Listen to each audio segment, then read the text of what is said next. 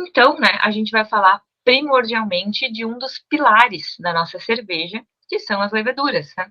Sem água, sem malte, sem lúpulo, a gente tem algo que não é cerveja, né? Mas agora, sem levedura, a gente não tem cerveja de forma nenhuma. A gente tem uma água maltada lupulada, sem a levedura presente. E bem adocicada, né? Com um dulçor muito elevado. Então, elas são as responsáveis totais pela beleza e pela estrutura e pela complexidade da nossa fermentação, né? Se não houvessem leveduras, não não haveria cerveja, assim como não haveriam vários outros alimentos fermentados e bebidas também, né? Mas dentro do mundo cervejeiro, gente, a gente fala de fermentação, e a gente fala de produção de álcool, e a gente fala de produção de off-ion flavors, mas a gente está falando de organismos microbiológicos. E são eles, né? Tanto bactérias quanto leveduras. A gente tem fermentações láticas, que são responsáveis por muitas cervejas muito saborosas, muito apreciadas. Lá na nossa aula de fermentação, falaremos muito sobre essas fermentações não convencionais, né? Não utilizando apenas Saccharomyces cerevisiae ou Saccharomyces pastorianus. Então, isso estará na nossa próxima aula de fermentação.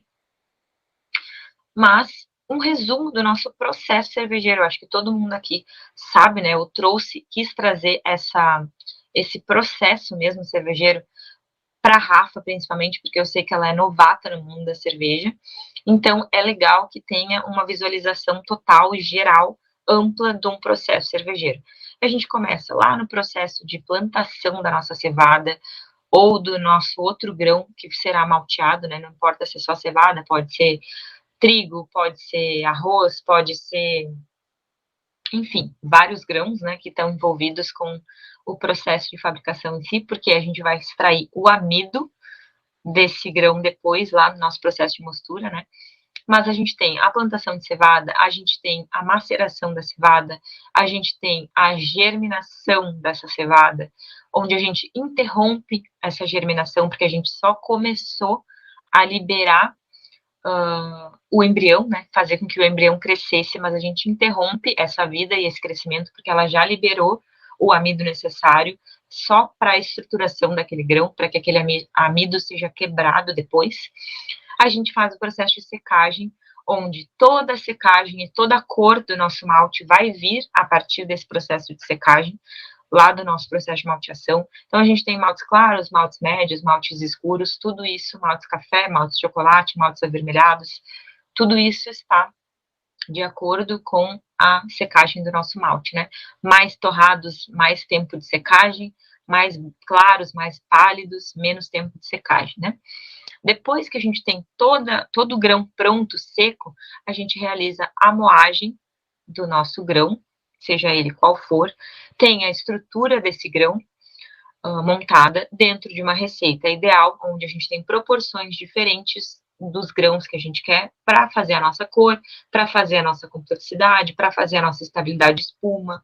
Tudo isso vai do blend de maltes que a gente utiliza, que tem que ser bem estudados e bem escolhidos para que isso vá lá para o nosso processo de mosturação, né? Então, a gente começa ele adicionando uma quantidade de água basal, depois a gente deixa aquilo durante várias rampas, depende da complexidade da cerveja que a gente vai fazer.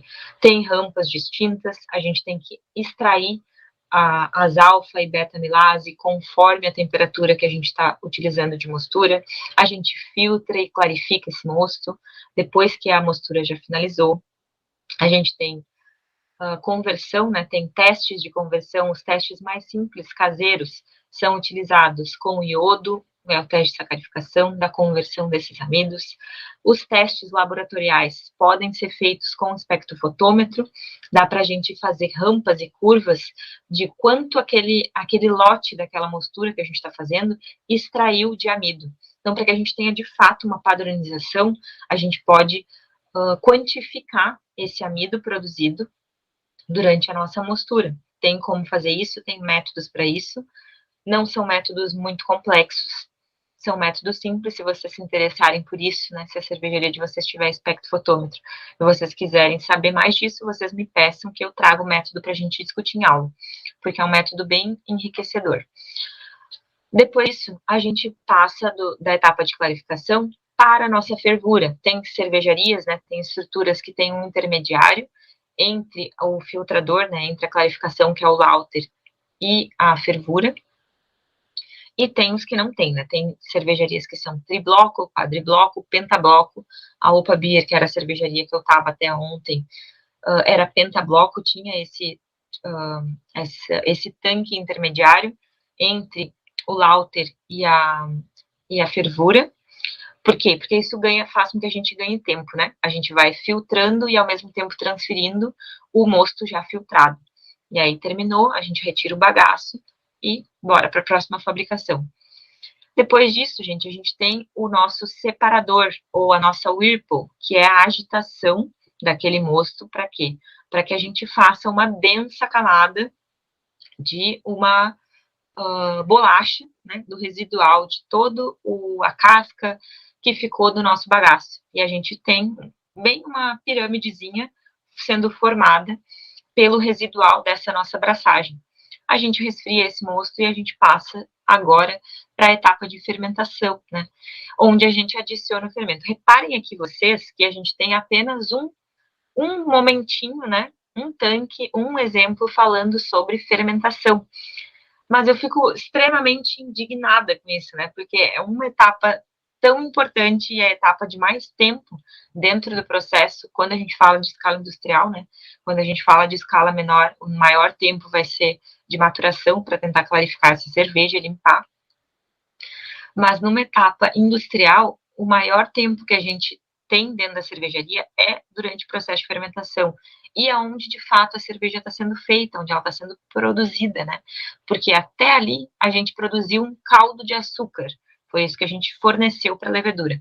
Ali a gente tem nutrientes, ali a gente tem água, ali a gente tem aminoácidos, enzimas, a gente tem todo o conjunto de nutrientes, né, de vitaminas necessárias para levedura conseguir fermentar aquele açúcar, né? Conseguir trabalhar e transformar durante o processo de glicólise em etanol mais CO2, que é o processo de fermentação. Só que é só uma etapa aqui nessa etapa toda, né? Sendo que é a etapa mais importante, onde acontecem a maior quantidade de problemas, né? E é onde a gente tem que saber dançar muito rápido conforme aquela música ali, porque um dia de fermentação é muito tempo. Mas, enfim, algumas cervejarias maiores, né, em maior porte, tem uma etapa a mais, né, que é uma centrífuga entre a fermentação e a maturação, onde a gente tem, de novo, um separador de sólidos, né, uma centrífuga grande de placa, onde isola tudo que é cerveja, de tudo que é residual de fermento em si, tudo que é mais denso. A gente passa pelo processo de maturação, onde aquela cerveja ganha tempo, ganha corpo, resfria, clarifica, limpa. Processo de filtração, para quem tem um filtro, né, para fazer isso. Flash pasteurização ou pasteurização completa, depende da estrutura de cada um, ou a não pasteurização, né. Viramos chopp para os não pasteurizados, engarrafamos nos vasilhames para os pasteurizados, se a gente for fazer uma estrutura de entrega e de prateleira, certo? Esse é o resumo do nosso processo. Tá aqui o nosso processo cervejeiro.